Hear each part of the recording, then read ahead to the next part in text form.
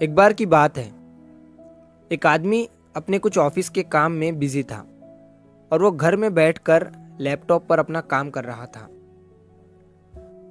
अब उस आदमी का 10 साल का बच्चा हर बार कोई ना कोई सवाल लेकर उसके पास आ रहा था और उसे पूछ पूछ कर तंग कर रहा था।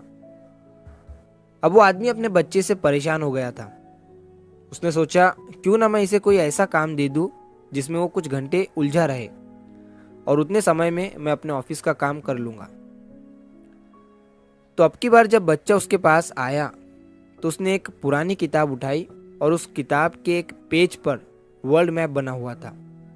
उसने उस पेज को फाड़ कर उस पेज के छोटे छोटे टुकड़े कर दिया और अपने बेटे को देते हुए कहा कि इस पेज पर वर्ल्ड मैप बना हुआ था, मैंने इसे कुछ टुकड़ों में तोड़ दिया है। तुम्हें इन टुकड़ों को जोड़कर फिर से वर्ल्ड मैप तैयार करना है। अब जाओ, जाकर इसे जोड़ो और जब वर्ल्ड मैप बन जाए तब आकर मुझे दिखाना। बच्चा वो टुकड़े लेकर चला गया और इधर उस आदमी ने चैन की सांस ली कि अब उसका बेटा उसके पास नहीं आएगा और उसे तंग नहीं करेगा और वो शांति से अपना काम अब कर सकता है।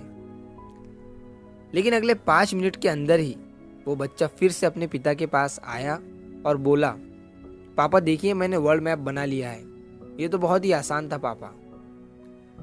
उस आदमी ने जब चेक किया तो देखा कि मैप तो बिल्कुल सही जुड़ा हुआ था।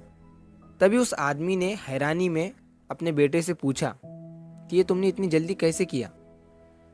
बच्चे ने फिर से कहा कि ये तो बहुत ही आसान था पापा, आपने जिस पेज के टुकड़े मुझे दिए थे उसके एक साइड पर तो वर्ल्ड मैप बना हुआ था और दूसरे साइड पर एक मंकी बना हुआ था।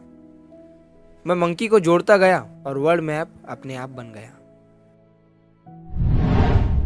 दोस्तों, अक्सर करके कई बार जब कोई बड़ी प्रॉब्लम, समस्या हमारे सामने आती है तो हम उसे देखकर ये सोचते हैं कि हमारी जो प्रॉब्लम है, हमारी जो समस्या है, हमारी जो परेशानी है वो बहुत बड़ी है और वो इतनी आसानी से हल हो ही नहीं सकती है।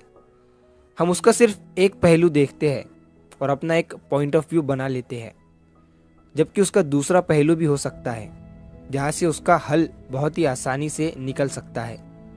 इसलिए ज़िंदगी में जब भी कोई बड़ी प्रॉब्लम या दुविधा आए तो उसके हर पहलू को देखकर उसे सॉल्व करने की कोशिश हमें करनी चाहिए। तो अगर आप इस कहानी को और भी लोगों तक पहुंचाना चाहते हो तो इस वीडियो को लाइक करिए ताकि YouTube इस वीडियो को और भी लोगों तक पहुंचाए। और अगर कहानी अच्छी लगी हो तो हमारे चैनल को सब्सक्राइब ज़रूर करिए। मिलते हो हम अगली बार इसी तरह की कहानी के साथ। तो सब्र करो, शुक्र करो और ज़िंदगी में आगे बढ़ो।